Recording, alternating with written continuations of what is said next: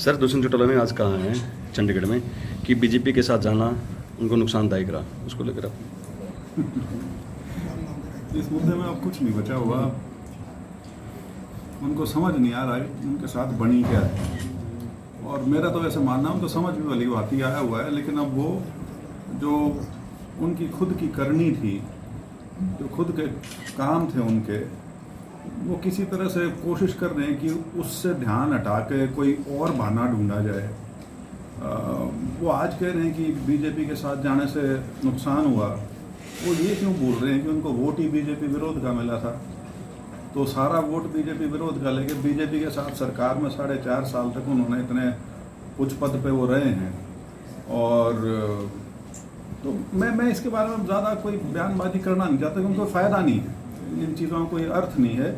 4.5 साल उन्होंने पूरी राज में भागीदारी करी है, और कभी भी किसी एक पल के लिए भी उन्होंने ये मंशा या ये अंदेशा नहीं दिया कि वो बीजेपी के साथ जो अलायंस था उसमें वो असहज रहे हों। अंत तक भी जब ये गठबंधन कहने को टूटा, तब भी ये नहीं था कि किसी मुद्दे पर टूटा हो, तब भी बहाना सिर्फ ये नकली सा बनाया गया था कि हम लोकसभा की 1-2 सीट लड़ना चाह रहे थे और वो भी हमको मना कर दी, इसलिए हमारा गठबंधन टूट गया। तो इन बातों का कोई औचित्य नहीं है। ये तो अब पानी जो था वो अंग्रेजी की कहावत है, वो पुल के नीचे से जा चुका पानी है, उसके बारे में कोई बात करने का कुछ है नहीं। सर कुछ दिनों से आपराधिक वारदात बढ़ रही हैं, खासकर हिसार में, उसको लेकर नहीं, ये बल्कि हिसार नहीं, ये तो हरियाणा में इसी प्रकार की वारदात कई जगह से अब ये आ रही हैं। ये लगातार इसी तरह की, इसी तर्ज पे वारदातें पहले गोहाना में हुई थी, सेम तरह की चीज़ थी। और ये किसी भी सरकार के लिए कानून व्यवस्था की स्थिति जो बनाए रखना है वो पहली प्राथमिकता होती है।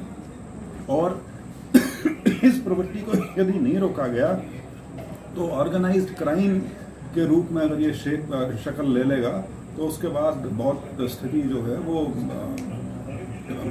प्रदेश के लिए बहुत गंभीर हो सकती है। तो सरकार को इसके ऊपर कार्रवाई करनी चाहिए, हालांकि करनी चाहिए, लेकिन करते नहीं, पता नहीं क्या कारण है। कोई सख्त कार्रवाई ना तो मैंने वो आने वाले किस्सों में सुनी, ना यहाँ भी ऐसी कोई संजीदगी या सीरियसनेस देखने को मिल रही है।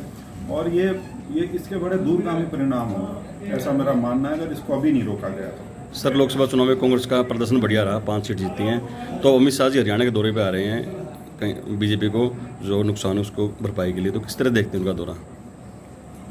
अपनी पार्टी के काम के लिए आ रहे हैं, पहले भी आते रहे हैं।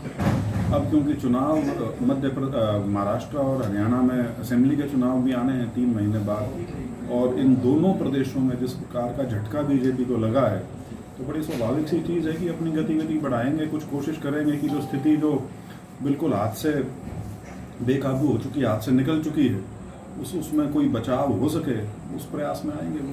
सर राहुल गांधी जी को भी इसकी जिम्मेदारी मिली नेता की पहली बार, तो किस तरह से देखते हैं उनकी नई जिम्मेदारी? नहीं, बहुत बड़ी बात है, क्योंकि राहुल गांधी जी ने ये सिद्ध कर दिया कि जहाँ तक सड़क की लड़ाई है और जहाँ तक लोगों का नायक बनने की बात है, जो एक लीडरशिप की बात है, उसमें उन्होंने अपने आप को सिद्ध कर दिया है।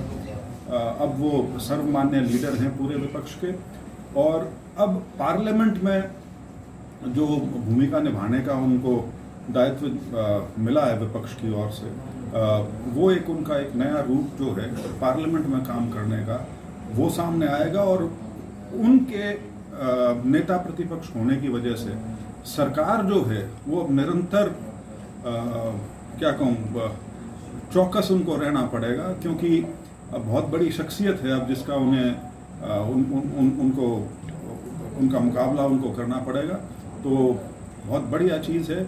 और हालांकि बहुत छोटी स्पीच थी जब नए स्पीकर का चयन हुआ, लेकिन जो वो 3-3.5 मिनट की जो स्पीच थी वो इस बात का अंदेशा देता है कि वो बहुत ही अव्वल दर्जे के पार्लियामेंटेरियन साबित होंगे, बहुत बढ़िया तरीके से लीडर ऑफ ऑपोजिशन की जो भूमिका है उसमें निभाएंगे। वैसे बीजेपी ने काला दिवस मनाया आपातकाल को लेकर 2 दिन पहले, उसको लेकर किस तरह से देखते हैं? मतलब बीजेपी ऐसा लगता है भूतकाल में रहना चाहती है।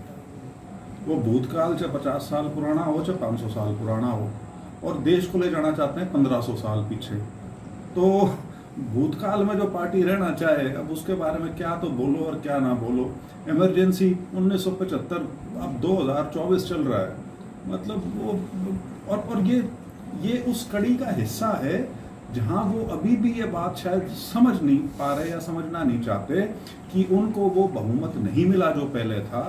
विपक्ष को बहुत बड़ी भूमिका इस बार पार्लियामेंट में मिली है और वो अभी भी ये चाह रहे हैं कि हम उसी तरह का बर्ताव रखें पार्लियामेंट में जो पहले हमारा रहा है। और देखिए, स्पीकर का बड़ा मान सम्मान होता है, उनका एक अलग दर्जा होता है, लेकिन स्पीकर यदि इस प्रकार का बिल्कुल राजनीतिक प्रपंच पार्लियामेंट के अंदर करें और उस पर रेजोल्यूशन पास कराएं, तो ये संकेत अच्छे नहीं है एक अच्छी पार्लियामेंट को चलाने के लिए। क्योंकि पार्लियामेंट को चलाने की जो मुख्य भूमिका है, सही मायने में चलाने के लिए, वो भूमिका रूलिंग पार्टी की और स्पीकर महोदय की होती है। और पिछले 2 दिन से आभास मुझे तो ऐसा लगता है कि उन्होंने शायद इस इलेक्शन से जो असली सबक है वो भी लिया नहीं।